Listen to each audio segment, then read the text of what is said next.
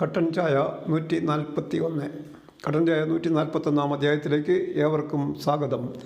നിങ്ങൾ തരുന്ന സഹായ സഹകരണങ്ങളിൽ ഞാൻ അതീവ സന്തുഷ്ടനാണ്.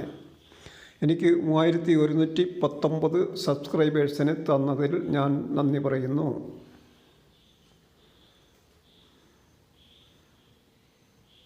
All subscribers are welcomed to this program. Let us make a cup of black tea. For that, we need the following ingredients: ഇഞ്ചി, കറുവാപ്പട്ട, ഏലക്ക, തേയില, മധുരം, വെള്ളം. സ്റ്റാർട്ട്.